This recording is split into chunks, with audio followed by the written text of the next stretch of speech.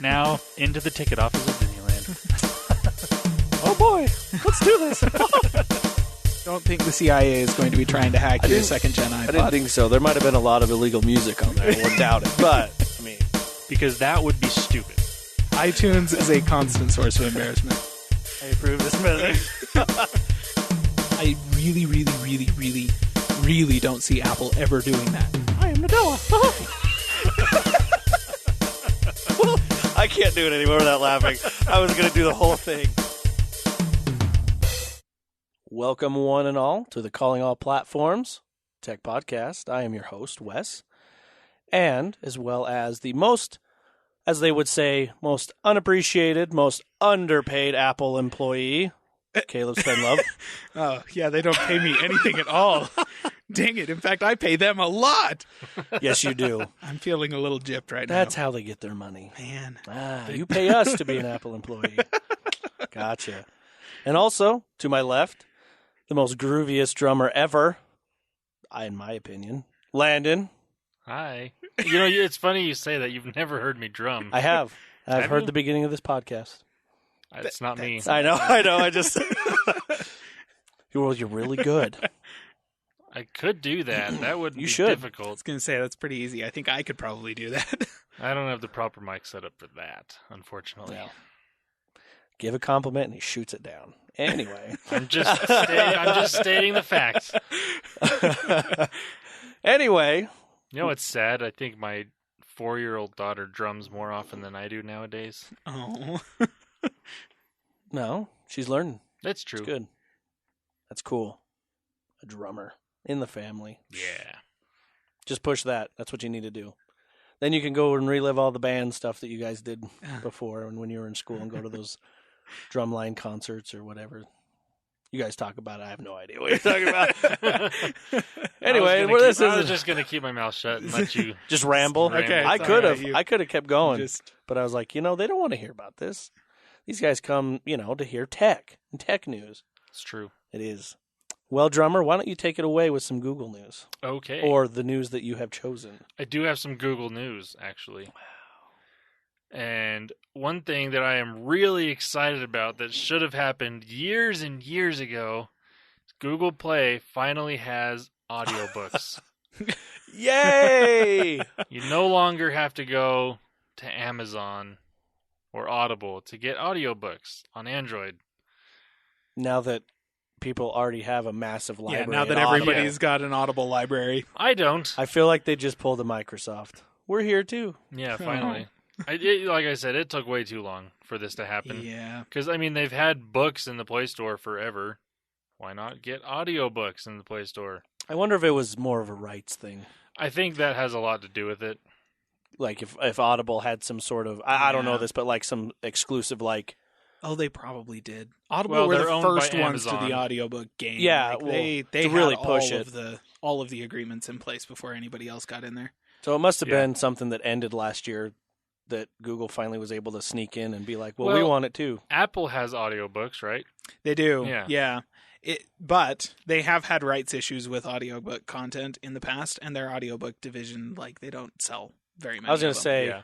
And I'm betting that's going to be similar here, too, because so many people are already invested into Audible so much. Yeah. Whereas for me, I didn't want to pay a monthly thing to listen to 1 or 2 books a year that I probably would have, because there's only every now and then a book that I really, really want to get that I want to listen to. So I'm like, I don't want to go get it like that. Whereas with Google Play, I've got Google Play credit that I could put towards yes. buying an audiobook. And now that that's available, I can finally do that. So I might wonder- actually go listen to some books now. I wonder how expensive it is comparable. Have you looked at It's that? pretty similar, yeah. Prices, I was seeing anything from a couple bucks to $25. Yeah. Ever since all the hullabaloo with the iBooks scandal a couple of years ago, pretty much the publishers set the price and all of the storefronts. It's basically like a physical book retailer at this point. Gotcha. Okay. Which is honestly, that's fine. A lot of people are going to scream about that because no, we should they should race to the bottom with this content and stuff like that. But that really encourages a whole lot of self-publishing. And particularly where audiobooks are concerned, you don't want that Because what that means is that the author wrote the book, it wasn't edited by anyone, and then they recorded the audio themselves. Oof. It's like, no. Yeah. Yeah. One thing that I really enjoy about Audible, and I hope maybe Google will do something, is that credit system they have. Yeah. Like, I really enjoy that, to where I could just buy credits, and I could buy a $50 book for less than 10. Yeah. As of now, they don't have like a subscription service. Yeah, for Google Play. obviously that may come later, but And it's probably one of those things that could be thrown into their Google Play All Access with their music and YouTube Red and all that crap that they've just, here you go. If you want to pay, you can get all this crap for free. plus I know with Google you probably have more options to get money. Like a while back you were talking about a survey thing that you could just do surveys and they give you Google credit. And that's what I mean. Yeah, there's different ways to get more Google credit that way than I've almost made it to $2. Like, I can almost get paid for taking surveys. Exciting. I'm Yeah. so close. Well, I've spent too much money recently. I was up to like $40. I'm now at $8, I think. Wow. You were up to $40? Yeah, I didn't buy anything. Dude. There wasn't anything, like, every now and then I'd find an app that was worth buying, but it was like at most $3. Yeah. Minecraft. Well, Minecraft and Mario is what took most of my money away. Probably. That's like, Well spent though. You got those for $15 right free there. basically. it's true. So, yeah. Okay, deal. I just want more surveys. I keep, more surveys. I'm like, just send them. Yep. Give me surveys so I Yeah. get money. Yeah. But it doesn't happen. It's also like the best Christmas gift or birthday wish list type items is like credits to certain places. That's what I tell people now. They're like, "What should we get you?" You know, my grandma's like, "Do you need like socks or shirts?" I'm like, "No, go to the store and get that gift card for Microsoft Store, or go get like this." And I'm like, it'll be great. I just tell people cash. Just cash money, universal gift card. Yeah, universal. Give me I'll a take it. prepaid Yes. Visa card. And Yeah, that we're works. good to go. That's a good one. It works. Anyway, The other thing that happened this past week is the Google Clips camera is now available for pre-order. Hey. And it is since then sold out, surprisingly. Maybe they only made like 200 of them. That's why it's now sold out.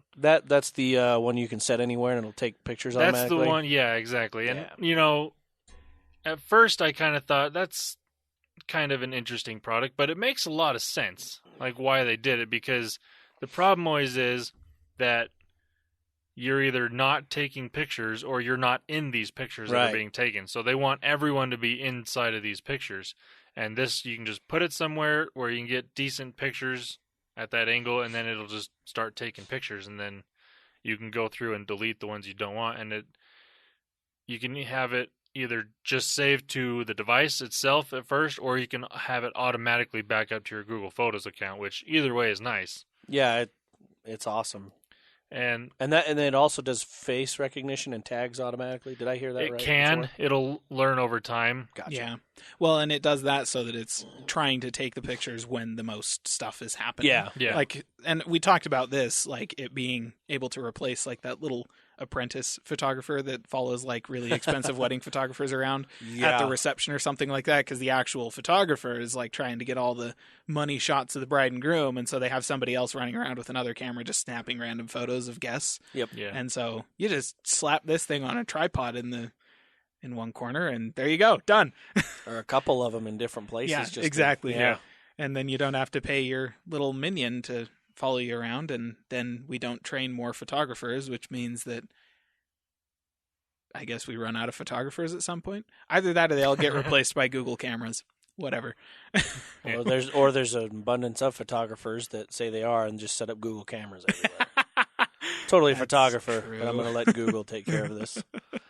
No, it's a great idea. Get a self-flying drone with a Google Clips camera.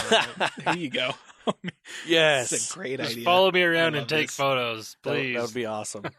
No, I mean, this thing would be great for any kind of family function you get together. Like that, it's perfect. Yeah, I mean, I wouldn't have minded to have something like this at Christmas time, because what I Yeah. ended up doing was I put my phone on a tripod and just hit record on the video, which I like I did. That's different than pictures, obviously. Right. But to have another angle that's photos, or if I just don't have to put my phone up to do that. Right, Yeah. yeah. I could just take regular video with my phone or pictures or something, and have multiple angles with different things going on. That would have been really nice. Yeah, it'd be cool. So One of the downsides kind of this camera we've talked about before is the price at $250. It's kind of expensive, but I mean, it is pretty cool though what it can do. It's a one of a kind product as of right now. And it costs less than a HomePod. That's true. still on that. Well, We'll No, be I getting think to that later. I think this is actually a good step in the right direction with this technology, and I guess for me, thinking about it, I think it's well worth the investment if it works. Obviously, this hasn't been out yet Right. to where it says it'll do what it says, but if Yeah. it does and exceeds that, then I mean, perfect for for that alone. So Yeah. And the first orders are supposed to be shipping at the end of February. So that's probably when reviews will start coming out, is either right before or right after they'll start shipping. So gotcha. keep an eye out on that, because I am interested to see how well it works. And obviously it's one of those things that's going to get better over time. Correct. With the AI that's built into it. And there's a lot of people that initially were concerned about like privacy issues, but they've kind of done the Apple route here where you can do everything on device. All the machine learning and all that stuff is done on device, and then it just backs up to your Google account if you want it to. You don't even have to have it do that. Yeah. There is built-in storage on here, and then you can choose which photos you save and which ones you don't save. Yep. So and where you save them. exactly. yeah. Yeah. So that's pretty cool. I am pretty interested in this. I unfortunately won't be buying one probably for a while, or maybe not even this version, maybe a next generation one. Yeah. Well, it's expensive. I mean, Yeah, for sure. $250 for a camera. And I think this could easily be something that they throw into their Google Camera app on a phone. Yeah. Because of what it is, like phones already have the hardware to be able to do this. Right. It's just a matter of implementing it into the software, and I could see Google doing that within even a year or two. So, who knows? But that's now available if you want one. Now, the last little bit of Google news that I have is they released a type of teaser kind of thing. I don't know. It's on their Google I/O website, and you go into this thing. It's kind of like a Street View game, I guess you could call it, where you go into this like reception area, and then there's multiple doors that you can go through, and you do these different little tasks and try to open these doors, and it gives you little hints and clues as to what's going to be happening at Google I/O this year. That's and then cool. the last one, if you finally get through door number 4, I believe it is, it opens up onto the stage of the Shoreline Amphitheater where they've done it the past couple of years, and it tells you the official dates and everything for Google I/O, which is going to be May 8th through 10th. So we have that to look forward to. I think everyone was kind of expecting around that time anyways. Yep. But now we know officially May 8th through 10th is Google I/O. And obviously with what it is, they're going to tease a lot of stuff in this thing, including the new name of Android P. And there was one, I didn't go through all of it, but someone found a pineapple upside down cake somewhere placed randomly in the video. Now, I don't think that's what it's going to be. Yeah, that would be... if they're already showing that, that's not what it is. Right, yeah. Because for every year, there's always, like, internal naming and different stuff. Like, Kit Kat, all the rumors pointed at key lime pie. I even had... So, in the Jelly Bean Easter egg on Android, there was, like, a little... I don't know what you would call it, just a bunch of random small pictures that would pop up and switch between the old versions of Android. It had a donut, it had a lolly or a cupcake and an eclair, and they'd just randomly go in and out. And I was just watching it, and you could click on the picture, and they would disappear and stuff. And all of a sudden, one popped up, and it was a key lime pie. Mm-hmm. And that was obviously before K. I was like, I wonder if that's what it's going to be. No, it wasn't that. Obviously, it's Kit Kat. And it was basically, even people inside of Google didn't know it was going to be Kit Kat until the day they announced it was Kit Kat. That's how top secret some of these things can be. I mean, though, pie, right? Like, it has to be pie, doesn't it? Yeah. I mean, you would think. Well, there's some rumors that, like, last year with Oreo, the Android O beta came out on March 21st. Uh-huh. Some people are thinking, Android P, Pie. It's going to come out on Pi Day, March 14th. Hey. Which is only a week earlier. Yeah. With, who knows? It could be all like sorts of different things. Pumpkin pie, if you want to do.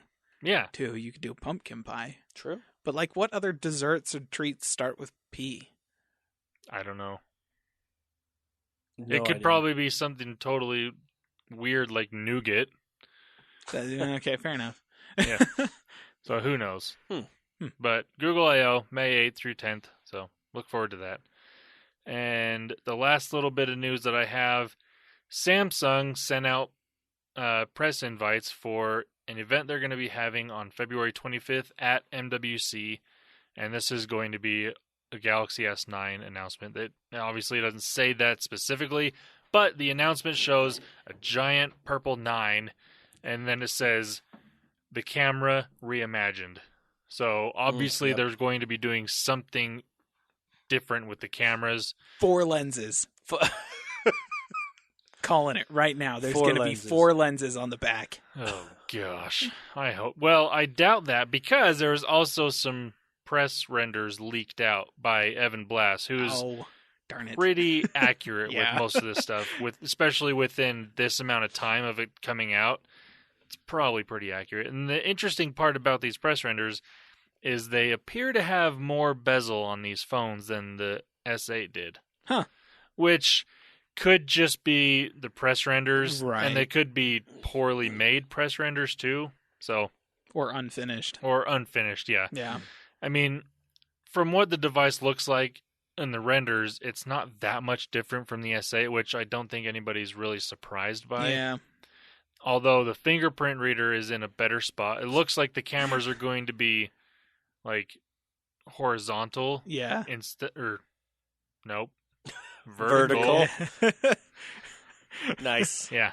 Instead of horizontal like they have been in the past, and that the fingerprint reader is going to be below the cameras in a normal spot on the back of the phone. So just thank goodness.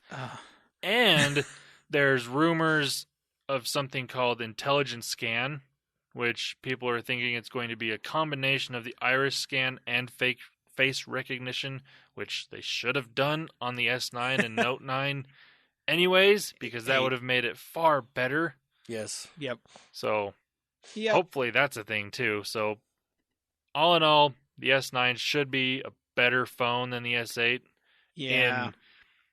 in general usability, especially when it comes to unlocking the phone, obviously. Yep. And then just minor hardware updates, and then probably something, who knows, crazy with the camera. I have got to say I'm actually really pleased and impressed that it's not going to be called the S10. SX. Yes, SX.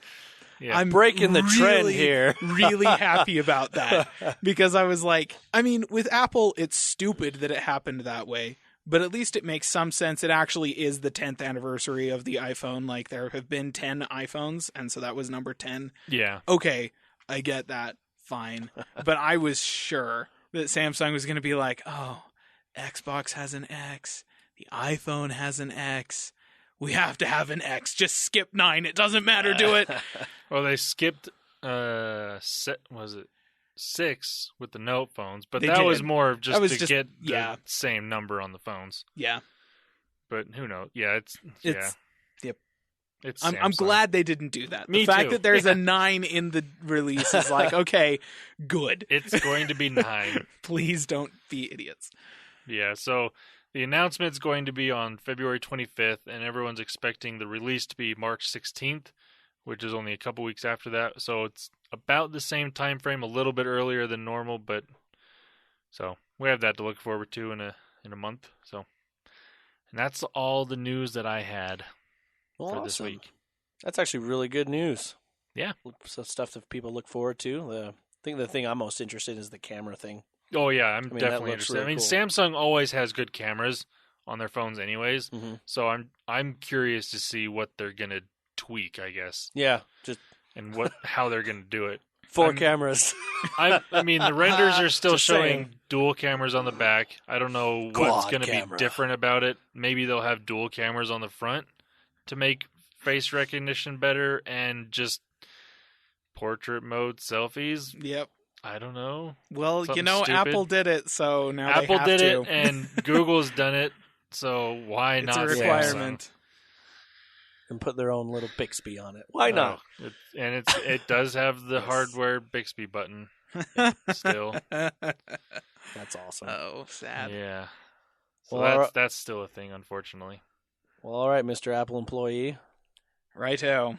Let's hear it. Should really stop advertising for them so much. Okay. 'Cause they don't pay you enough? They don't. HomePod. Let's talk about the HomePod. Yes. We talked about the HomePod last week. We did. We were theorizing about possible release dates. And then We were talking about like maybe early March, maybe even as late as WWDC. Pre-orders are open now. It's going to be released on February 9th. Yeah. So Awfully earlier than we thought. Wow. we were way off. Yeah. I'm pretty sure everyone was way off on that one. It kind of came by surprise. So pre-orders started last Friday. And it's available for purchase now. It'll start shipping. Well, actually, no, it'll start shipping a couple of days before February 9th because deliveries start February 9th, which means that people in Australia get it first, which is just one of those fun little quirks of product releases that is kind of annoying. So currently multi-room audio and stereo audio aren't going to be supported at the moment. So there isn't really any reason to buy more than one of them. That stuff is going to be coming later via a software update. Okay, cool. But not at launch. You know, and I would be willing to bet that, well, I don't know, it's Apple, they may not do this, but any other company would announce the multi-room and stereo functionality and all of a sudden, hey, we have a 2-pack for $50 cheaper or something. Mm-hmm. Yeah. I mean, Apple could do that. They could, but they probably won't. Probably won't. They'll probably just expect you to just go buy a second one because No, you already bought one. What I would do if I was more interested in the stereo aspect of it, which probably would be what I would want it for, Yeah. I would just wait because I can almost guarantee that places like Best Buy or third-party Apple resellers will have a deal Yes. like that.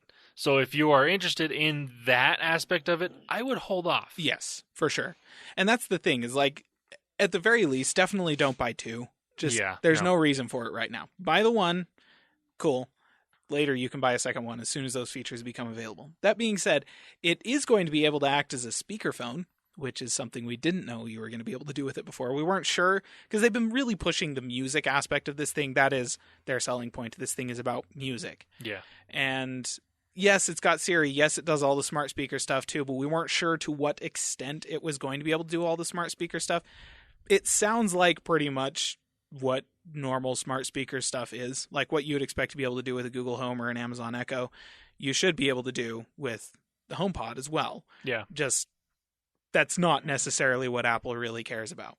Another interesting thing that I thought about this in terms of security, when the owner is not home, stuff like calendars and messages are going to be disabled. So you won't be able to use Siri to check or update your calendar or send messages or read messages unless the person whose phone that HomePod is synced to is actually in the house. Interesting. I guess Yeah. that makes sense. And it's Right. kind of nice. Which means, you know, it keeps your kids from, I don't know, sending prank messages and stuff from you and that kind of thing. Yeah. Which is good. They will still be able to listen to music. Yeah. You'll still be able to access the music Yeah. library functionality and all that stuff. Just not more sensitive things. Will this be able to do multi-account type things yet? No, Not yet. Okay. not yet. And I guess that's kind of more of a Siri functionality than HomePod Right, functionality. Right. And that's the thing, is they're really pushing the music aspect and trying to actually kind of downplay Siri Yeah. a little bit. Well- And I think it's because they don't want Siri to have to compete. in terms of because these other devices. I mean, nothing against Siri, but as of now, it really can't compete in all aspects of what like Amazon Echo and what Google Home can do currently. Particularly because they have support from third-party developers that are really building out the functionality of the thing. Yeah, and like I unfortunately see everyone looking at this and be like, "Oh, this is an Echo competitor and a Google Home competitor." No, this is a Sonos competitor. Right. Yeah. That's what Apple is marketing this as. They are marketing it as a music player. The one other one is the Google Home Max. That's the only other smart speaker outside of like the smart speakers that are coming from premium audio creators. Yeah. That's the only one that really competes with this thing. Yeah. That's basically, that was their press release, told us that stuff. They actually did open up like some demos for press people to come and listen to this is the final release version of the HomePod. And, we haven't heard anything about this thing since, was it WWDC? It's the last time we heard about this. It was. Wow, that was a long time ago. So they had some reviews, and the preliminary reviews of this thing are that it, like, in terms of appearance, it's really good in that it isn't really anything. It doesn't make any effort to stand out in a room, and so it should blend pretty seamlessly into pretty much any decor of any kind. Yeah, and it only comes in 2 colors, too. So, I mean, you got your black and your white. Yeah. So, honestly, I think the black is going to sell the best because that's one of those things that just does blend in with everything. Yeah. Unless you have a white room that you're putting it in. Yeah. If you have like white walls with white shelves, white bookshelf, and a whole bunch of white decor, then get the white one. You know, but you are in the minority, I'm sure.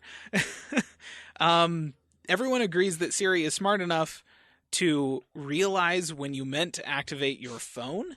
But this is based on very little testing, and so, they were only there for an hour, so who knows? But this is the thing I'm really interested to see how it works out. Because there's going to be people that put this, in their office, so they're going to have an iMac, an Apple Watch, an iPhone that all respond to the Siri commands. Well, the iMac doesn't respond to Hey Siri just yet. Oh, it doesn't? No. Oh. Well, either way. You can fudge it in some pretty interesting ways in order to get it to do that, but it takes some working around. Either way, you're still going to have your watch and your phone that do. It's the idea is it should be smart enough to realize that if you have your phone out and in your hand and you activate Siri, the speaker should just stay off, phone is on, phone is active. Yeah, I'm going to shut up now. Yeah, hopefully that works pretty well.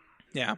So everyone was comparing the sound of it to the Google Home Max, the Sonos One speakers like that, the premium sound experience speakers that all cost less than this one, though usually not by a ton.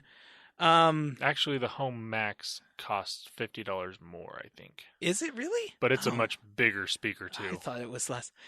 So all the reviews that I read agreed that it's better than any of those. Like any of the really high fidelity, nice audio quality smart speakers that are out there. Yeah. It's the best. It sounds the best, just objectively out of all of them. And they pretty much all said, this is an amazing speaker that doubles as kind of a Siri smart home thing if you wanted to. But mostly, it's an amazing speaker, plays Apple Music stuff. Great. Probably the most impressive review out of all of this, for me at least, did not come from any of the major news outlets. It came from a random user on the audiophile subreddit who claims to have been at one of the demos and says that the HomePod is better than most bookshelf speakers that cost less than $1,000. Meaning a lot of speakers that are designed just for audio quality that cost significantly more than it does. So, that's pretty impressive. These are the type of people I can speak well today. These are the type of people you're going to want to get these reviews from. Don't go to your normal tech websites to get reviews on this device because, there are some of those tech reviewers that are audiophiles and they do care about good sound, but most of them are not. Most of them are not. Go to audio websites and get their reviews on it. Yep. Because that's going to be much more genuine and accurate. Yeah. And what I love about this is it's just some random user. Like, this isn't even a tech person. Like, they don't have anything on the line. Yeah. And they're on the audiophile subreddit. So even if they did have something on the line, they'd be anonymous anyways. They could say whatever they wanted. And what they said was, for the price, this thing sounds amazing. Okay. That is high praise. So Yep. I'll Cool. take it. All right. So February 9th. That's when we get, like, you know, the interwebs blow up with people complaining about how something is wrong. Something's going to be wrong. I'm with sure it. that something will be wrong. It'll probably be Siri, and everyone will be whining about Siri, and I'll just be like, guys, it's called the HomePod for a reason. It's about music. If you don't want it for music, don't buy it. That's the reason you buy this thing, is for music. Mhm. People are silly. Yep, some people sure are. So that's the biggest downside to this, is because people are going to be comparing it to a Google Home or an Amazon Echo. Yep. And that's not what this is for. Nope. Not yet. Yeah, maybe. I do see Apple adding more HomeKit functionality to Right. this. And then opening it up to third-party developer support, Yes. hopefully. But as of now, this is made for Apple Music, and if you're not using it for that, don't buy one. That's the biggest thing. Apple knows they are not going to corner the entire smart home speaker market with this thing, especially not when Amazon is selling the Echo Dot for like $50 or $40 or whatever that thing is. Yeah. They want the high-end audio market to pay attention to this. That's it. That's all they care about. And Apple is used to playing in that part of any given market. So, you know, that's what we should be expecting. And if you aren't somebody who's interested in the high-end audio market, just like, don't eat this product is not for you. Don't buy it. There you go. There's your handy buying advice. Okay, we've got a couple of rumors that came about Apple this past week. On Apple, no way. Yeah, there's always yeah. So the iPhone SE2 is now rumored to be launching in May or June, which would, you know, good time for a WWDC announcement. Seems later than I was expecting. Right. Most people were kind of expecting March, Yeah. but May or June is what they're saying. However, Ming-Chi Kuo from KGI Securities, who are the best, actually released I don't even know what you call it, press release, whatever, today, talking about how he doesn't actually expect Apple to have the ability, like the engineering throughput, to develop 4 phones in a year. And his prediction is that they're working on a follow-up to the iPhone X, a giant follow-up to the iPhone X, and then a low-cost follow-up to the iPhone X, which is 3 phones. He says 3 phones pushed them to their limit in 2017, and they released one of them late. So he's not expecting them to actually release an iPhone SE2 at all, or if they do, it's going to be with very, very minor hardware changes. Basically just, here's a newer CPU, and call it good. So that one's kind of on the... So basically they're going to make, if they make one, it'll have the A10. Because doesn't it currently have the A9, or does it have the A10? It currently has the A9. It's got the 6S hardware. A9. So the A10 brings it up parity with the iPhone 7, which I've got an A10 in my phone. I'm not going to be replacing it for another year because it's great. Works fantastically. Yeah. But yeah, that's kind of what we would expect out of it. The difference is, I mean, obviously, A10 is a newer processor, has different thermals and different power requirements. So there is still some development work that goes into just swapping a new chip onto the board. Yeah, I mean, trying to throw that chip into that small of a phone. Yeah, Because it was made for a phone that was much bigger, Yes. with much, like a bigger battery and other a bigger lot hardware. more surface area on the back Yeah. to cool the thing. Yeah. So, you know, it'll be interesting to see if anything happens with the iPhone SE at all. I don't see Apple dropping it. I think that it's a really, like, it's low cost and easy for them to sell. And I think that they're definitely going to keep the thing around. I kind of do expect there to be some kind of a processor bump for it. That's all we'll see. Just a processor bump. Maybe like another gig of RAM or something like that. But interesting to see what'll happen with that. But we probably won't be seeing or hearing anything specific until at least May. Let's see. The other rumor, 13-inch MacBook that is supposed to come in at a price below the MacBook Pro.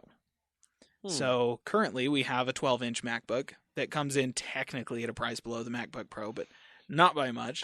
This one is supposed to be rumored to be starting sub $1,000, which means $999 because reasons. Yeah. And which means that it replaces essentially the MacBook Air. Okay, that makes sense. The MacBook Air has been sitting around and kind of just collecting dust in the lineup for a while, so let's get rid of the thing. But that being said, that means that the normal 12-inch MacBook now costs more than the 13-inch version at $1,000. So going to be interesting to see if the 12-inch version sticks around or if it gets replaced entirely. And hopefully this means the price decreases across the entire line for all those. I don't know. There's a lot of interesting potential to this rumor. That being said, it is kind of a sketchy rumor. So interesting potential aside, don't get your hopes up. Yeah. Let's see. And just another couple of pieces of Apple news. So we had some new versions of the OS launch this past week, which also comes with beta versions of the next version of the OS. And iOS 11.3 is going to be supporting advanced mobile location, or AML, which is actually something that has been implemented kind of. Like, it's not the exact same thing, but Google has their own version of it that's been implemented in recent versions of Android. And it's something that, like, the federal government is really pushing cell phone providers to have something like this. Because basically what it does is if you call 911, it activates the GPS and Wi-Fi on your phone, gets the most accurate location it can, sends an emergency SMS to 911 with your location, and then shuts down. So before that, 911 operators, if you couldn't tell them your exact location, all they had to go off of was the cell tower you were connected to, which that is all like gives like a mile or two radius, it's or like yeah. up or to bigger. 5 miles. Yeah, it's like a kind of a huge radius. It's all like awesome, but I mean, they could be anywhere in there.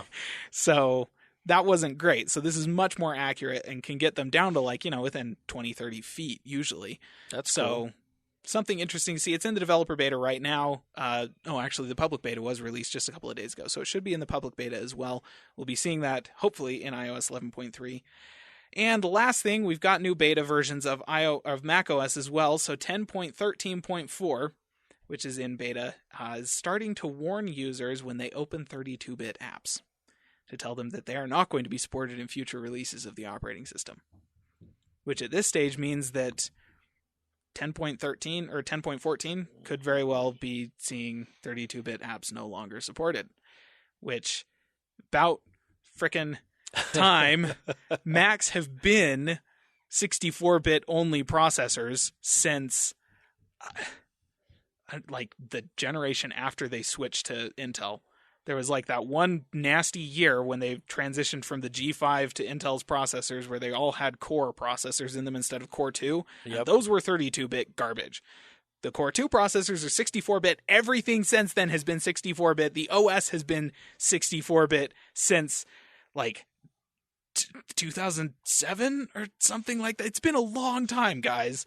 So if you still are using 32-bit apps, the next update to macOS is going to tell you which apps they are. You should really start looking for replacements because just stop using those. Just stop. Yeah. Let's If move you on. are using them, that means that it hasn't been updated in a long time. Right. And it's probably not worth using. A lot of people, I'm sure, are going to be like, but like my version of Photoshop that's 8 years old or something like that, like it still works. I don't want to have to pay for a new version of Photoshop. It's like, I get you. I totally get you. Yeah. Download a free version of something else, because since 8 years ago, all of the open source photo editors have caught up to your version of Photoshop. They can all do that and more. Yep. Just so you know. Just get an open source version and relearn the interface and you're good to go. And it's free. So there's your solution. Yeah, free. Mhm. Open source And- community has got your back on pretty much all of that stuff. Good. That's So awesome. That's it for the Apple news. Well, awesome. That's exciting. Well, let's move on, shall we? Want to talk a little bit about Facebook. I thought this article was interesting. This actually came from Paul Thurrott's website, obviously the most angriest Windows fan, I like to call him. Anyway, says that Facebook gives local news publishers a push on the news feed. So basically, it says Facebook believes people care more about what's happening in their local community, which is the main reason behind the social network prioritizing local news publishers.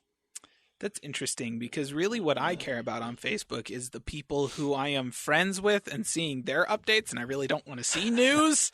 I don't know. What? Maybe Whoa. that's just me. Settle down. That's asking way too much. But it says the company says it will maintain, the company says it will mainly affect small-sized local news publishers, but larger outlets are unlikely to benefit significantly from the change. So, don't know when it's coming out, but it was an interesting thing they had announced that they're going to push for. So, Well, I'm kind of liking some of the stuff that Facebook is starting to do, which I didn't think I'd ever say. right? Because they are seeing what has happened with Facebook and seeing the problems that have happened because of what they've done. Because they sold their soul to the advertisements. Pretty much. And they got caught. And... Yeah. So, I mean, they're kind of pushing more towards that friends feed again. Finally. Yeah. I mean, and I do like this, like, because I'm kind of the same way. If I'm going to look at new stuff, I do care more about what's happening closer to home than. That's true. Yeah. I mean, if I want to see national or world news, there's certain places that I can go for that, and I know where to go for that. Yeah. I don't necessarily need it on Facebook, and my local news places are going to give me that anyways. Usually, yeah. So, Yeah. you know, I like it.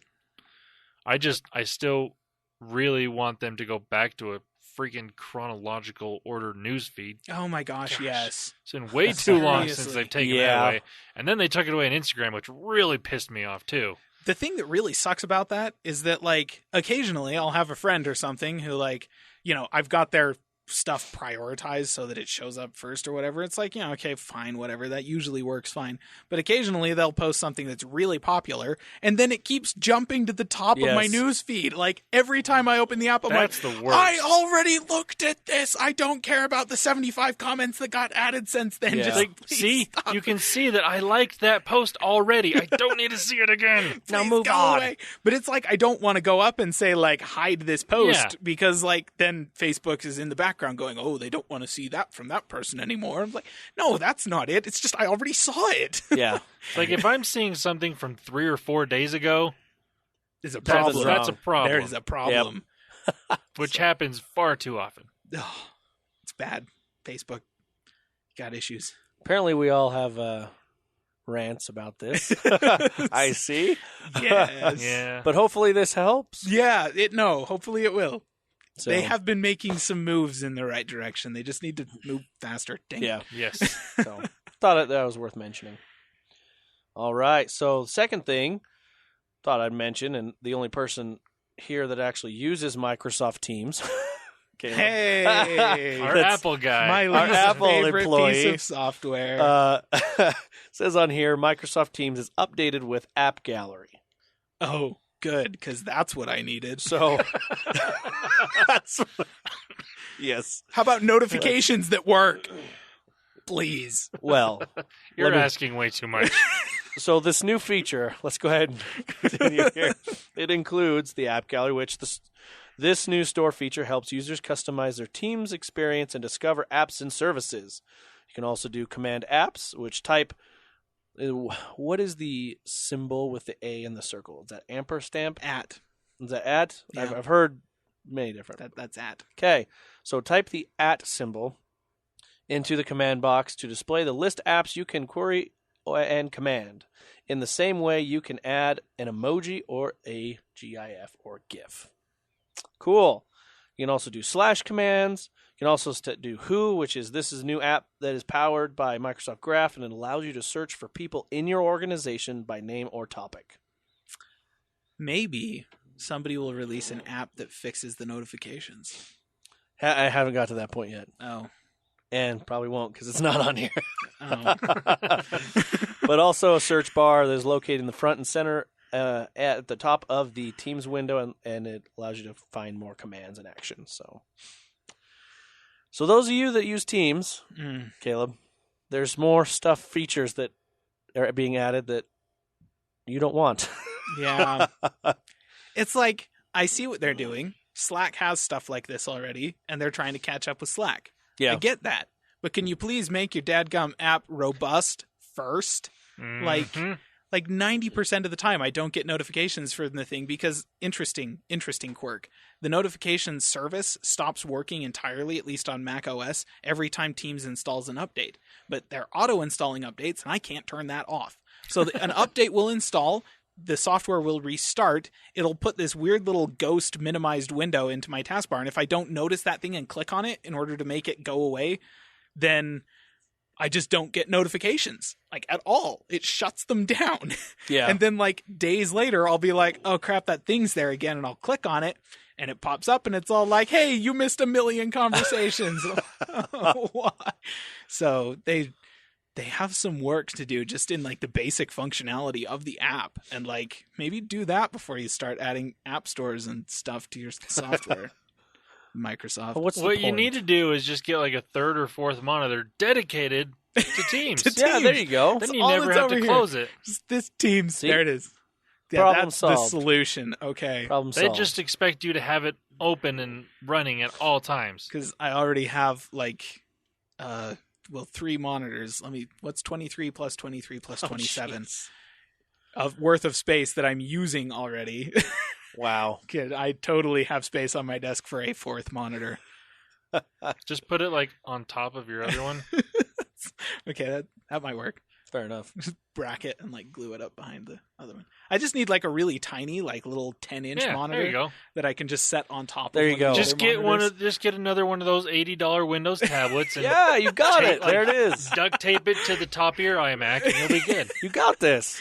That's the solution. See, problem solved. There you go. Glad we could help you. I mean, obviously, like, they really ought to put that in the help documents for Teams. Duct tape other Here's screen. our recommended solution. Yes. Well, speaking of fixing problems, Microsoft steps in to correct the Intel patch on Windows. Oh, good. So as everyone knows, Intel had some problems with the Spectre and Meltdown vulnerabilities. Now, to be fair, Spectre was everyone's problem. True. Meltdown was just Intel. Right. They wanted to make it look like everyone, But no, it didn't that was work. just Intel. So they came out with a patch, and they were like, oh, wait, didn't work, is what they wanted or something. So Microsoft is like, well, we'll just go ahead and fix Windows stuff and send it out for over the weekend. So if you are, it says on here, let me make sure.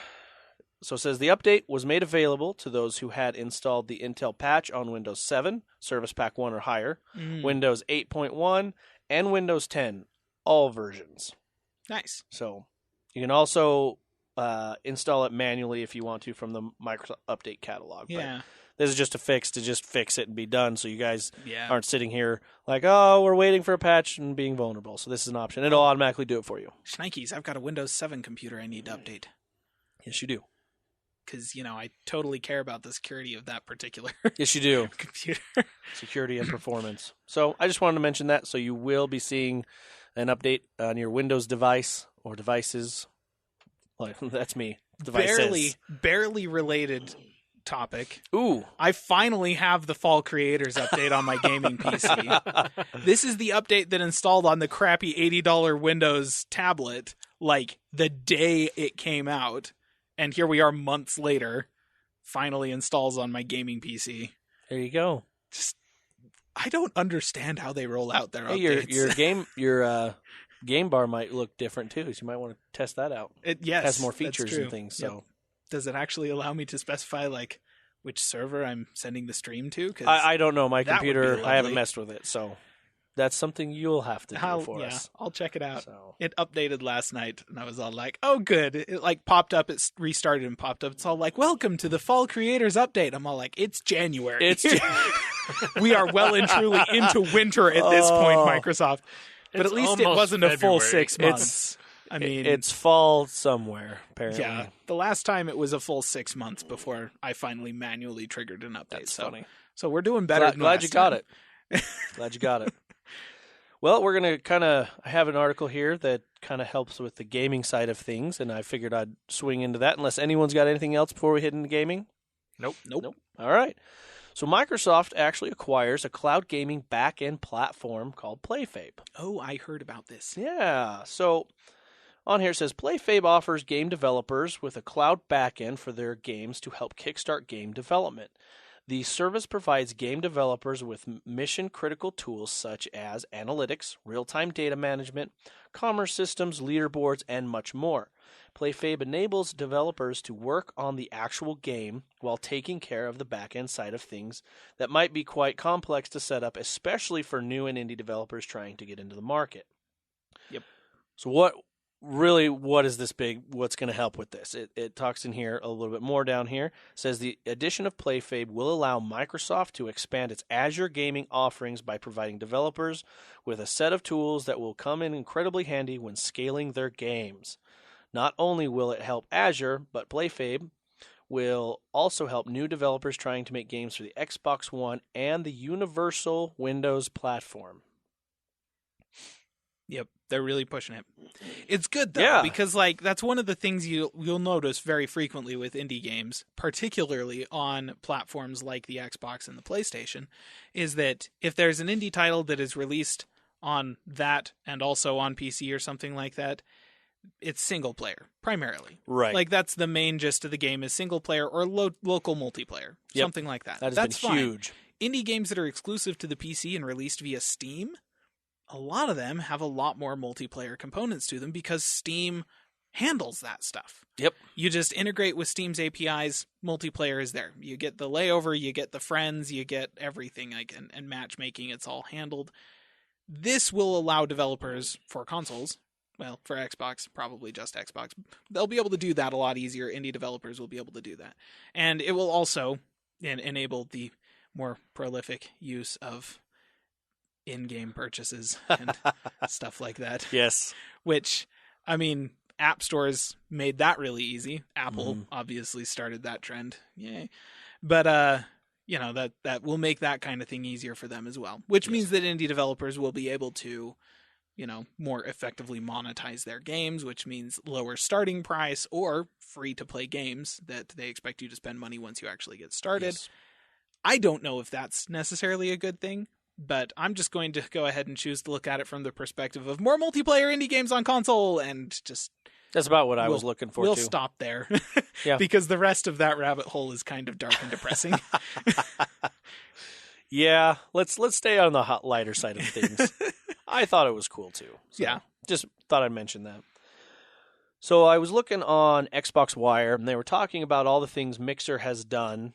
They do like a looking back of 2017. They're like, this is what we did. We changed name, added all these things. You know, it was really great. Then later in the article, it talks about looking ahead. One thing I thought was really cool and interesting I wanted to bring up was that, was that they are supporting Mixer streamers. So in the article, it actually talks about that that's coming soon is you'll have the ability to donate to your favorite content creator through Mixer. Like you can actually do it there. But also they can be playing a game. Say like you're like, I want like Sea of Thieves, for example. Say it comes out and you're like, I'm not sure, but I want to watch Sea of Thieves, see someone playing it. And if you're like, I really want to buy that.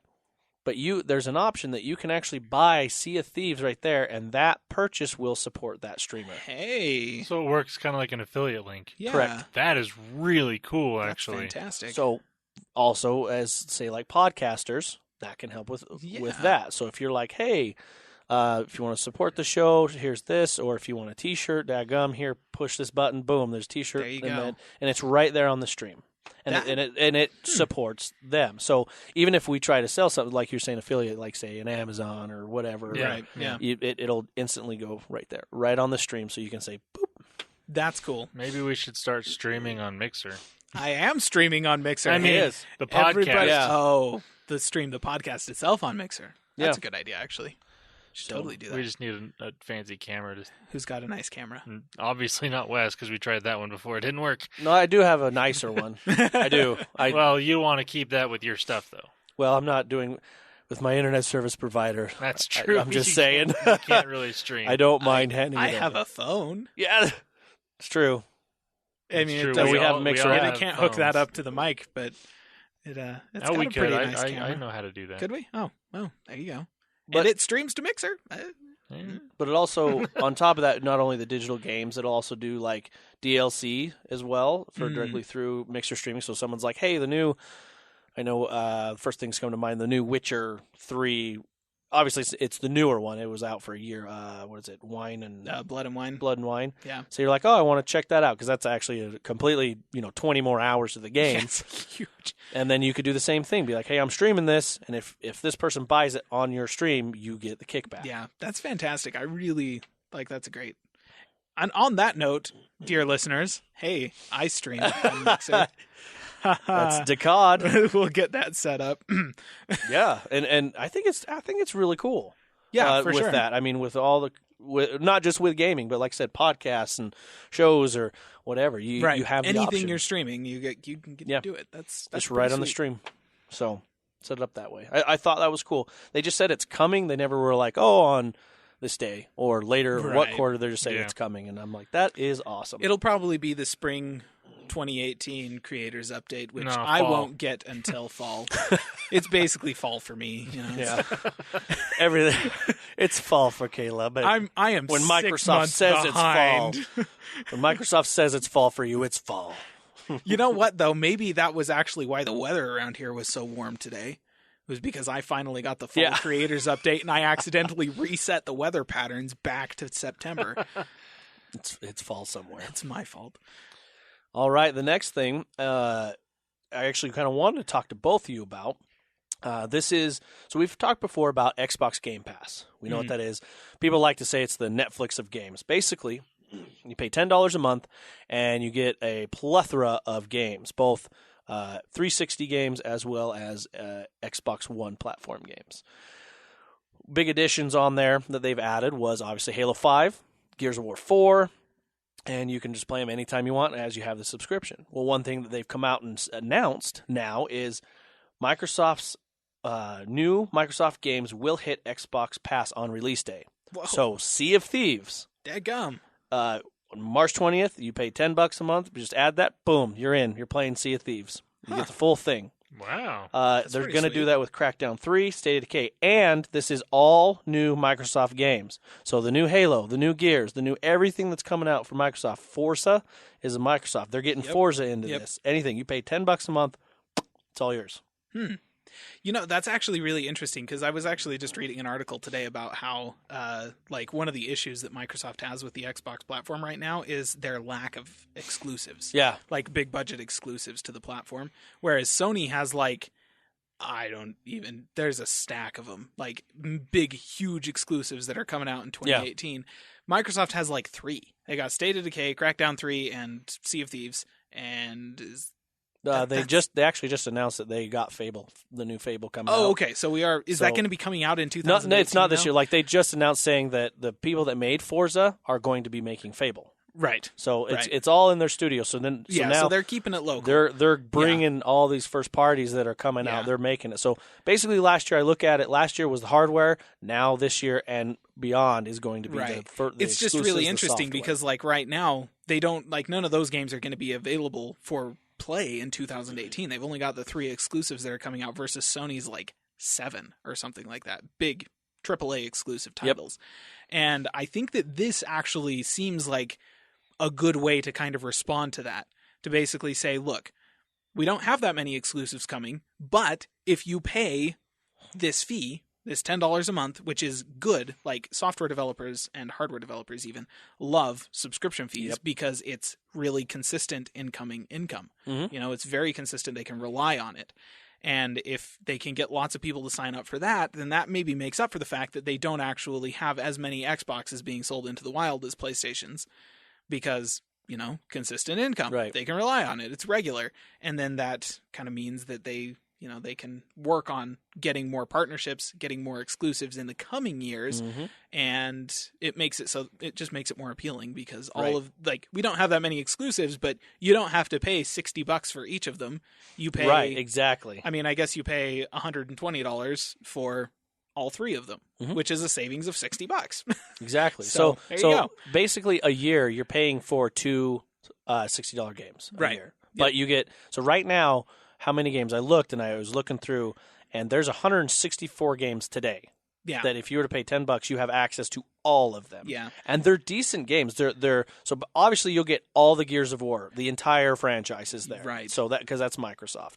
The Halo 5's there. What I've heard is Master Chief is coming, the collection. They're redoing it, and it sounds like that's coming to PC. That's not solid, but Hopefully. more rumor, but they are working on Master Chief. And then that will probably get added, so, which means the entire Halo franchise as well. Well, not only this, but I guess I look at this, and I actually recommended this to a lot of people that now with this, because I'm I would recommend it to you, Caleb, or I'd recommend it to Landon if you get on this, even though you guys only own PCs, but these first parties are PC as well. These are Xbox Play Anywhere cross-platform. That's true, a lot of them. And that's the thing is you look at it from the beginning, like from the perspective of starting at the beginning of the year, they have 3 $60 games that are going to be cross-play compatible coming out this year.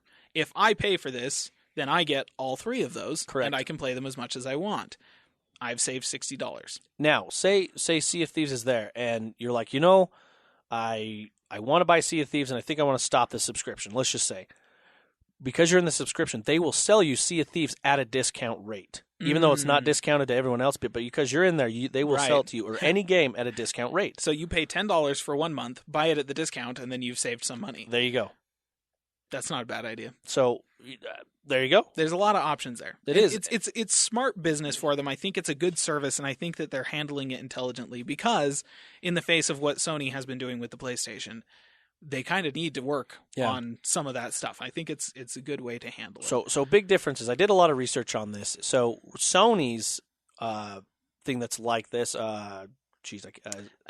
PlayStation Now? Is that no? I can't remember. I apologize, PlayStation people. That sounds right. I think it is PlayStation Now. Anyway, so theirs is actually a streaming. You don't download. So Microsoft says you download the game. Yes. What's the positives on? I look at this as something else. Now I look to see if you could do this the same way you could do it on the PlayStations. On the Xbox side of things, when I subscribe to that and I have 2 Xboxes, I can still do the same thing I do with Gold.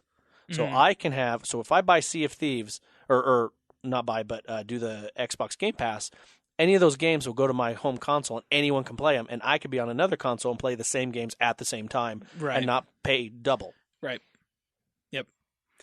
So, but I looked on Sony's, and there wasn't anything like that or what was said. And if there is, we'd love to know. Let us know so we can report on it. But I looked, and I didn't see anything like that. It was more just stream. You can stream these games. You can stream your first parties, things like that. Big differences there. Yeah. I personally, also twice as much. Yeah, it's about twice as much. It's $20 a month, I'm pretty sure. The advantage, though, of being able to stream stuff is everything on there you can play on anything. And that includes, like, a MacBook Air and, like, really kind of lousy hardware. You can stream these games because all the game is being played on a PlayStation in a warehouse somewhere and then streamed to your... So it's basically like streaming Netflix or something like that in terms of your actual, hardware requirements. Obviously, if you don't have the bandwidth for it, then being able to download the game locally is a lot better. But if you do have the bandwidth for it, then you don't have to deal with waiting on downloads. Right. You can just start immediately, anytime on any game on the service. And, so there's obviously a lot of advantages and disadvantages to it. Both, yeah. Frankly, if you've got the money and you have the time to really utilize either service or both services, like maybe just get both for all you PC gamers out there. That's not a bad idea. Because it's $30 a month and basically just all the games, just like everything that is available for console, you've got it. All the good stuff from the past 5 years or more. Yeah, and that's true. So kind of going back to on the Xbox side of things, there are quite a bit of the Xbox Play Anywhere games as well. So if you're on PC, I mean, if you wanted to dabble, this is perfect to dabble. Exactly. Plus, if you are a gold person, member, gold member, you actually can get a 2-week to 3-week trial of Game Pass. So you can look at the games, you can mess with the games. That's an opportunity for you. And like I said, there's the one that's coming to mind. I know is like Recore. That was a single player platforming game. But obviously, if you haven't hopped in the Gears of War franchise, Gears of War 4, boom, there you go for your PC. The Forza franchise is coming. Yep. And then obviously Halo 5. Well, that's not PC, but anyway, we'll see. Hopefully soon. Yeah. So when I saw this and they're talking about you just get I would just recommend that to people that haven't been in here. I would even recommend it to people that have been in Microsoft stuff because I'm like, for a while, because it's like, wow, I can try these games. I can have a full experience. It's not a demo. It's not timed. Yeah. I'd pay the $10 and play these games. Honestly, it's the kind of thing where if there's somebody who is just picking up an Xbox, like an Xbox One for the first time, and like a used one or something like that, and it doesn't have a crap ton of games coming with it or that kind of thing, you don't have a game library, okay, this is $10 perfect. a month, you're done. Like, you don't have to spend a whole, like, hundreds of dollars on games or try and hunt down used copies of games and that kind of thing, and then worry about whether or not they're going to work anyways because DRM being the state that it is in this day and age. I know that subscriptions kind of, like, rub some people the wrong way because, like, I don't own it. But the problem with software and games that you do own is that, like, sometimes it just doesn't work. Like, it just stops working because your operating system updated and that kind of thing. And it's a bummer. But that's the reality of it. And if you're paying a subscription, then it's always going to work because whoever you're paying the subscription to has a vested interest in you having a great user experience. And so, there's a lot of advantages to this kind of thing. And it really, if you're just getting a used Xbox One and you just want to try it out, like see what games are available and that kind of thing, cool. You spent like $70, $80, $100 on hardware and $10 a month. You have all the games you could possibly ever want. Yeah. Go to town. Seriously, yeah. There you go. I mean, see, I don't just sell Apple stuff. Yeah, I'll sell any good product. And that's the thing. I think we feel this is a good thing, like product, like he's saying. And I didn't even think of like for PC side, like buy them both and you've got everything. Yeah, that's not bad. That's not bad. It's a good deal. So. Yeah. Now, here's a question I have. Yes. I'm pretty sure I know the answer, and I'm assuming it's yes, but with these type of things, how, like, I'm assuming your achievements still link with your account. Like, you still get the achievements. You don't have, it's not like a thing where if you're not buying the game full out, you don't get achievements. You still get all these achievements. You get all the achievements, and they stay with you. Okay. I assume that was the case, but I just wanted to clarify. Yep. Because I know someone like you and myself that like going for certain achievements would be really upset if that were not the case. Oh, yeah, I would be upset, to be totally honest. I'd be like, that's not worth that. No, just kidding. No, but I don't care if I get like 50 games right away. Yeah, you keep all your achievements. Okay. All of them. So makes sense. Yep. So definitely I would recommend Xbox Game Pass to almost anybody, really, for this. Starters that need some games and high-quality games, there you go. And so, some people that are like, hey, found out you have an Xbox friend, but you guys don't have the same games, but you have Gears, he doesn't. Like, hey, $10 a month, let's try Gears and see if you like it. Mm-hmm. I almost would have sent that to you before you bought it. I was like, you should do Game Pass just to see if you like it. But, I mean, I don't regret the purchase so far, so whatever. But anyway, so I thought that was really cool. Played in a while, though. I thought that was really cool. And I did want to talk a little about Sea of Thieves, some adventures that we had. I was able to get into the beta. I had a couple friends on there, and it was 3 of us, and then we had one extra guy that didn't have on a mic, but it seemed like he was pretty competent. That's nice. So that would have been nice. Yeah, he was competent.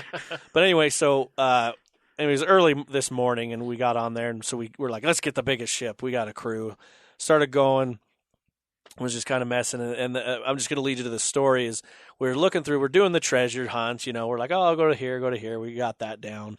Found out something new is each of us had a sword, a pistol, and a sniper rifle. I was like, oh, that's not very piratey, but okay.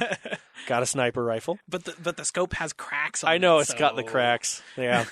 I showed them how to barf in a bucket and throw it at people. Yeah, that's good. That's a plus. Anyway, so we were going through something every pirate needs to know how to do, right? Yeah, we were going through, and I was on the lookout for other ships. Mm-hmm. Everyone else was kind of doing their thing, and I spotted a small ship that was just far away. But you also get a scope in this one too. So I was kind of looking around a little telescope thing, and I was looking through, and I was like, and for some reason. My terms, I do o'clocks instead of starboard or whatever. I'm like, 2:00, let's do this. So like it was at our 2:00, and I was like, guys, it's a small ship, let's do this. He's like, Like, I don't know if we could get the small ship because they're more maneuverable. Yeah. They're not as fast, but they can maneuver. And we had found this out. So for a while, we were chasing this ship. We got close because it had docked. And then we came in and started firing on the ship. But they were able to set sail and head off. But I was like, oh, shoot me in the cannon and shoot me over. So I shot over, but I overshot it and went in the water. And I couldn't. They were too fast. So then I got on a mermaid to get on our ship. But we were chasing them, and like we were just shooting fireballs. And they would try and maneuver back and forth. But we had found out, like when they would do a quick like turn to the left and be able to turn around, we would go full speed, set our sails to where the wind would be if we did a 180, drop anchor, and our big ship's just like just turned 180, lifted it back up, was chasing after them. And there was a couple times like we actually ran out of cannonballs. We were chasing these guys for like seriously 30 minutes. There's two guys, but one of our guys was actually get on the ship, and they had like 20 chests. Jeez. So we're like, oh yeah, we're going after this. Yeah. And so we were going, and we had run out of cannonballs, and so we're all sniping these guys. I mean, they were far away. Like they get to the point where they were trying to get us to where we weren't sailing towards or sailing in the wind, and so or sailing with the wind is what I meant. But we were sailing towards it, and so it would slow us down, but it would slow them down too. So we were always just like right behind them and trying to maneuver. But we were sniping them, and every once in a while you just see one of their guys just die. But then we're like, oh, we got that one. We got to get the other one because you have unlimited ammo basically. Yeah. Yep. But anyway, so we were going, and all of a sudden my buddy's like, I think they're taking us to the edge of the map. And so what they were planning to do was get out there a little ways and then turn around real fast. Well, they got out there and just sunk. Yep. And so we're like, okay, let's turn this around. We're pulling our maneuvers. And so we're like heading back, but I mean, we're just taking on water. So there's three of us pulling water out. I mean, it's just filling. And one of us is trying to drive the boat and lock the boat. And so all of us are jumping water. We're like, oh, we're going to make it. And then finally just tipped over. And we're like, no. Don't sail off the edge of the map. It's what it does. It's so cool. It gets all gloomy, and then the water turns red, and then lightning and like all this stuff. Like, I was like, oh, I wonder if the Kraken would come out and just maybe like when the real game comes out. Yeah. That'd be so cool. But we were having lots of fun. Lots of fun with it. That was kind of the premise of our story. But we got a couple of chests. We did a riddle, and then we chased after these one guys. Yeah. We saw another big fleet boat, but we were like, no, let's chase after the little guy. He's got like 20 chests. Yeah. But yeah, it was fun. I got on there with a crew full of randos, and let me tell you, that game is designed for you to be on a crew with people you know and who you can talk to in the voice chat. That's the game is made for. If you've got some buddies who want to play the game, like, you should all get it. It's fantastic fun. Oh, yeah. In a group. That being said, if you're in with a bunch of random people, and I'm pretty sure that everybody on my crew, except for me, had pre-ordered the game. This was their first time playing it. Oh, really? Oh. I was the only one from the alpha because, like, they had no idea what they were doing with the sails. They had no idea what they were doing with the map. They were just, like, puttering around in the middle of the ocean when I joined in. And, like, finally, after 15 minutes of them, like, just like this one guy randomly dropping the anchor in the middle of the ocean for no reason over and over and over again, I'm just like, screw this. I figured out what island we were supposed to be going to, picked the anchor up, and took the wheel and sailed there myself.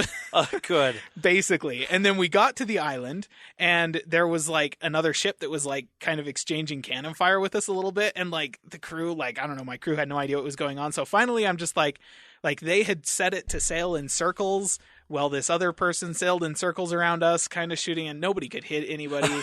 It was terrible. And so finally, I'm just like, whatever. I grabbed the wheel, sailed this next to the island, dropped the anchor, jumped off the boat, just left everyone there, went ashore, and, like, pulled out my map, found the chest, picked it up, carried it back to the boat, took it in, set it down, and then, like, looked at the map. All well, this other ship still can't land any hits on us. I don't know what the heck was going on over there. Everybody was drunk on that crew or something. I don't know. There were another ship just full of people that didn't know what they were doing. No idea what they were doing. And so I went back to the ship, and, like, two of my crew were on the island by that point. Did you leave them? Yeah, I did. I picked up the anchor and I sailed off, and I'm like, you guys can just grab a mermaid or whatever. Yeah. We went to the next island, picked up the next chest. By that point in time, at least one of the other people on the crew had figured out, like, what they were supposed to be doing. Yeah. And so, we went and picked it up, and then we sailed back to a port and deposited everything. And then, like, after we'd sold all the chests, we were just getting back onto the ship to get underway, and another ship, like, spawned right next to us. Oh, really? At a dock. Like, it was the kind of thing where they had just spawned into the server, this crew of people, and they knew what they were doing, and they started shooting us with cannons. And I'm like, you know what? I don't like this crew enough. I just quit. Did you? I was like, I got some money out of this. I'm gone. Whatever. You guys are on your own. Did you know there's a voting system that if one person's trolling in your crew, Yes. you can vote them into the brig, and they sit in the brig? Yep. It's awesome. I actually was watching some streamers it was 3 people who were streaming together. Yeah. And then they had one random person on the crew. And so they were kind of messing with them a little bit and just kind of like making fun of them. And they're all like, oh, we should put him in the brig, because you need 3 people to vote the last person into the brig. And so they did it. And then they're all like, there's a minimum sentence. Like, you can't just vote them into the brig and then immediately release them. They have to be in there for a minimum amount of time before you can actually vote to release them. The best part of it is that they voted them in, and they're all like, oh crap, sorry. And then they cruised the ship full tilt into an island, and it started taking on water. And they couldn't bail it out fast enough, and this dude is stuck in the brig. And just dies. And they're all like, oh, crap. And so, like, as he was about to drown, basically, they're like, oh, the sentence expired. Release him. It was just so funny. They felt, like, super bad. They're all like, okay, we're terrible people. Sorry. We're douches. Oh, man. It was so funny. But yeah, That's awesome. Minimum sentence when you vote somebody into the brig. That's a good thing to know. Yeah. Yeah. So it's fun. Like, it just keeps improving game. and more, and it's fun. It's seriously good fun. Yep. Anyway, there was some good news that came out of that story you gave us about your experience with the random people. We now know that Caleb can just play it by himself if he really wants. That's really true. could. Yeah. A big ship, by the way. These things are 4-man things. Like, they really are. Wow. The anchor, like just raising the anchor by yourself on those ships takes forever. Yes, you need 3 or 4 people. So bad. And I'm just like, we wouldn't have been able to do it if that one ship that was hounding us at that island had actually managed to hit us. Because I'm surprised they didn't just climb aboard your ship. I know, it was like they couldn't figure out how to stop or something like that. Like they were just sailing in a circle just offshore, and every time they'd come past us, they'd boom, boom, boom, boom, going crazy with the cannonballs, and then they'd sail out of range. And then we're come back around. And our ship was anchored. I'm like, guys, how do you get worse than not that hard. So it was hilarious. So moving on. Yes. I believe you have the Overwatch news. All of the Overwatch news? Because there's lots of Overwatch news. How about the new map? The new map? Okay. You want to talk about that? I'll talk about the new map. Yes. Blizzard World I haven't played it. Is the best map in the game. Straight up. So Blizzard World, we've talked about it. Do you remember what it is, Landon? So back at BlizzCon, they announced that they were going to be releasing a new map that was Disney World, except with Blizzard properties instead of Disney properties. That's amazing. Yes. It is legitimately the coolest thing. They need to make this an actual theme park, though. Right? I would go. I would go. So all the Overwatch properties. So now there's skins for Overwatch characters that are of the other properties. Yep. I'm going to be spending some money. Yes. Yeah. Oh my gosh. The Nova Widowmaker skin, that thing is on point. It is like, and it's just, she's a sniper. It's ingenious, Nova's though. a ghost. It's like ingenious. legitimately like, that's Nova. There it is. It's perfect. Oh, yeah. So does that mean you can be a zealot? Oh, no. No, that would be super cool. That would be awesome. But Nova, you haven't played StarCraft 2. Nova's a ghost from StarCraft 2. So, what's funny about that is in Heroes of the Storm, you can play Nova, and she has a Widowmaker skin. And so in Overwatch, you can have a Nova skin for Widowmaker. That's fantastic. So I thought that was pretty clever. I bought the Zarya Barbarian skin. That was my gosh. That was pretty dope. Duh. It's fantastic. Yeah. Mostly because she's the one that had a cool skin that I play like regularly. Yep.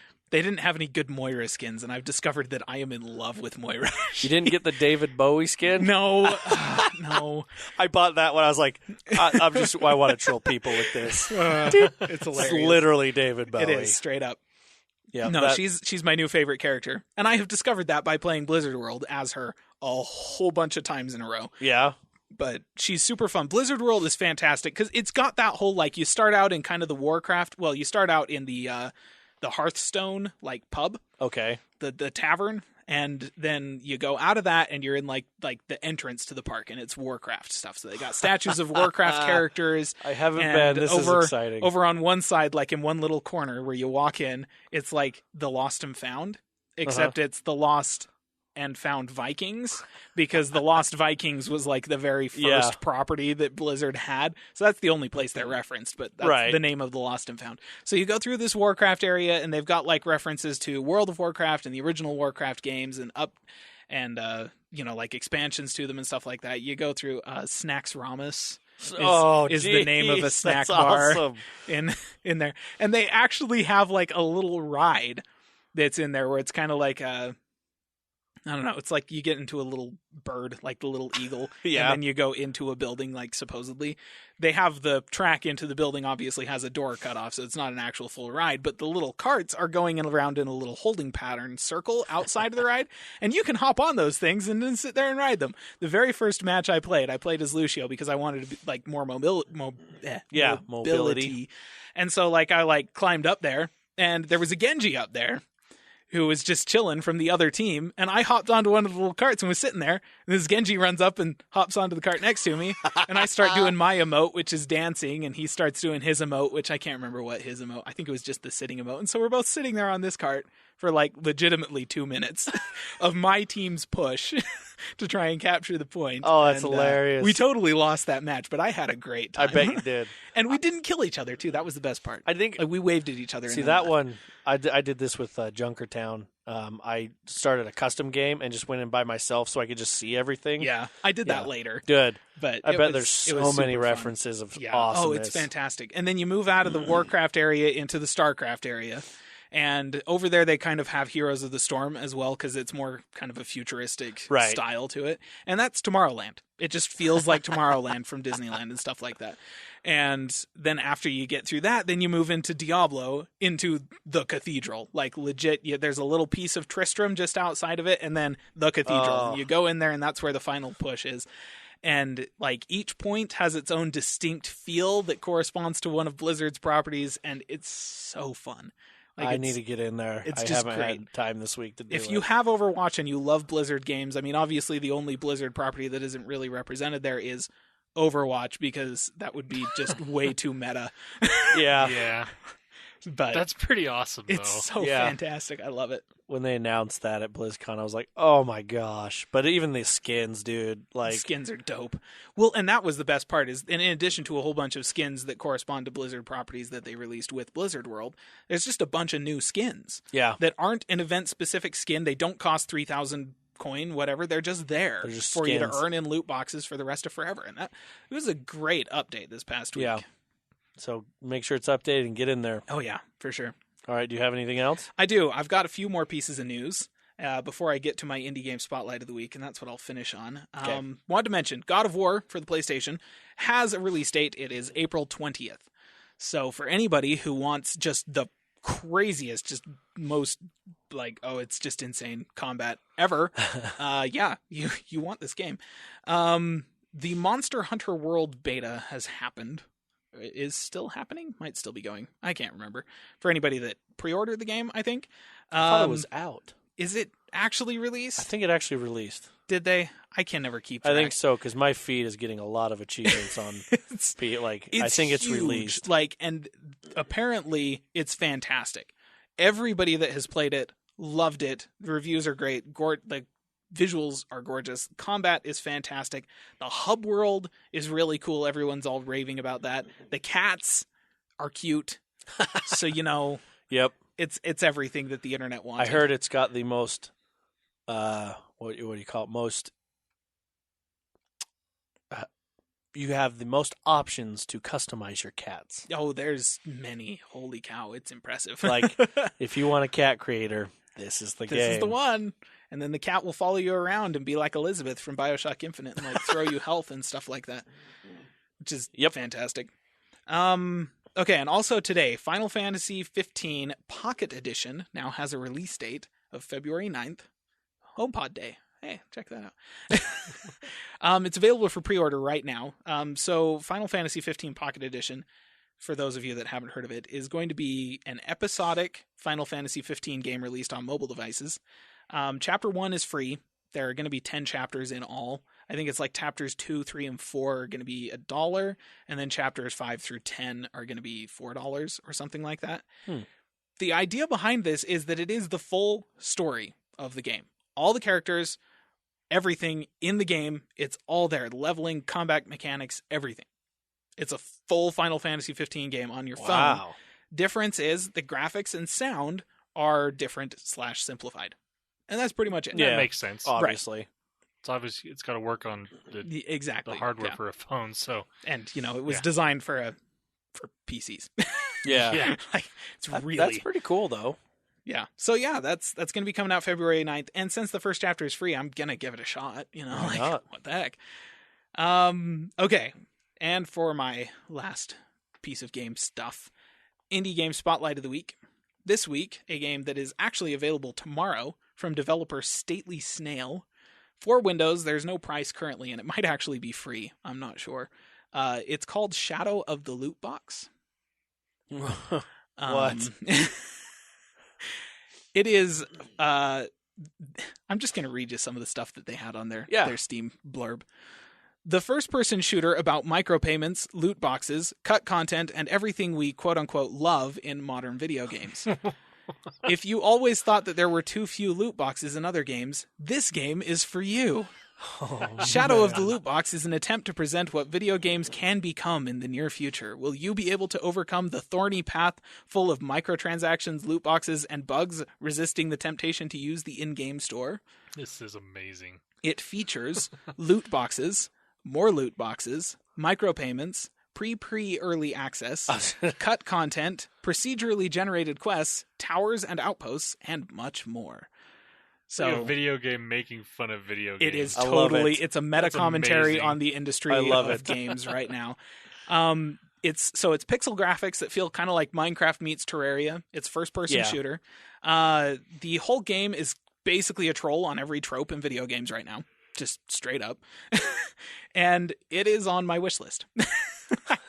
I watched the gameplay and just frankly, this is what I want out of my games industry commentary right here is playable game industry commentary.